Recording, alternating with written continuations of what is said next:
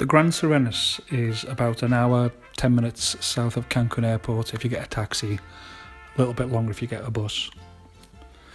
It's laid out as two hotels, but in effect it's just one big hotel with two separate areas. At the front of the hotel there are two lobbies. You can see number 1 and 2 here.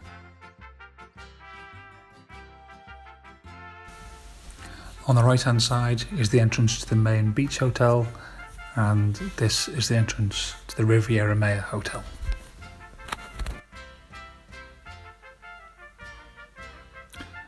It's quite a grand walk up into it, quite a nice reception area. And this is the lower lobby where you get a drink of an evening or of a daytime. Both lobbies have got a bar in. This is the slightly larger one and the busier one of an evening, and you gain entrance to the buffet restaurant on the upper level. This is the area where you get waiter service, and the bar is here as well, which tends to get quite busy. There's a corridor that joins both lobbies together. There's a bit of a shortcut, and the other lobby itself has got all the tour operators, trips and stuff. It's slightly smaller, and the upstairs is a mirror image of the other lobby, but again slightly smaller, with the entrance to the buffet restaurant on this side. We were there for Christmas, and it was they did it quite nice, lots of pretty lights and very busy. They do Christmas good in Mexico. Back to the map, there's a long walkway that joins the main beach area, which is where we stayed. We stayed in the main beach side of the hotel, and sometimes you can get these carts. Most times we did, but a few times they didn't stop for us because we weren't in the premium club. We stayed in block 29, which is quite close to everything really. Bit of a sea view out in the distance. Our room overlooked the third pool, which is an activity pool. Despite it being a large resort, nothing's too far away. Everything's only a couple of minutes walk. Again, a little bit of a sea view from our balcony. Towel art is a big thing in the rooms. The rooms are actually a really good size. The beds were large and, on the whole, comfortable, with a pull-down bed for our son.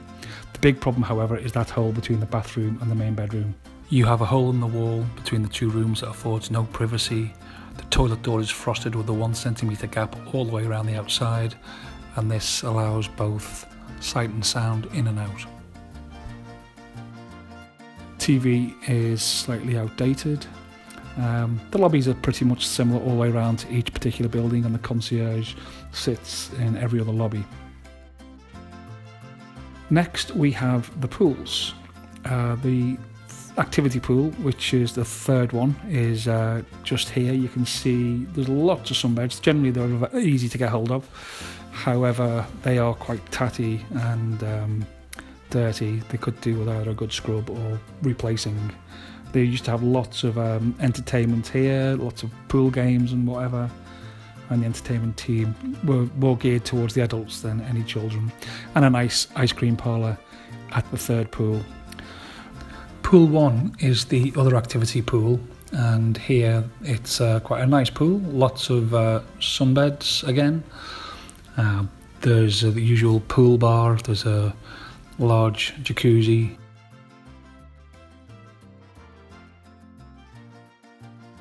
Yeah, not a bad pool all in all, but again, could get very crowded. The quiet pool is exactly what it says, it's the quiet pool. There's a juice bar at the end of it, and there's a VIP section where if you're important enough you can go and have these nice cabana beds. We weren't important enough, so we made do with the tatty sun loungers. One of the features of the resort is the lazy river, which winds its way round the main beach side more than anything of the resort, so down towards the third pool really. You get on a big rubber ring, jump in, float away and travel around. You have the restaurants now. Now this is marked the a la carte restaurant, but this shot's taken from the buffet restaurant overlooking the top of the a la carte. That's the roof there. The buffet was generally okay. Some nights it was difficult to put a proper meal together. They did push the boat out for New Year's Eve and Christmas. It's quite nice food on these days, but other nights it wasn't so good. Lunch was generally good, but they did run out of food and wasn't replenished very quickly. Again, a bit more of the New Year's Eve setup here. The restaurants varied. The a la cartes, Japanese was excellent. The French, Le Relais, we didn't go into because you have to pay if you're not important enough. Coffee shop, again, everyone raves about. We didn't get to try it. The Italian was quite good, surprisingly. Not big Italian fans, but that was quite a nice restaurant. The Mediterranean was very poor. Here's a little shot inside the Japanese, which was probably the best out the lot. We ate here twice, and both times the food was very good, and service and everything that you would expect from a 5-star. Beach bar, really nice location, really nice setting, poor food. Drink service quite slow because there was always queues there, and when there's weddings and stuff you can't do anything. The beach was actually nicer than what people make out on the reviews. It was sandy in most places. Beach volleyball, etc. was played, and then at the far end there was what people are probably referring to as the rocky beach. It wasn't too bad. It was quite nice, pretty, and little bits of seaweed and stuff. The shows were ranging from cheesy to quite entertaining,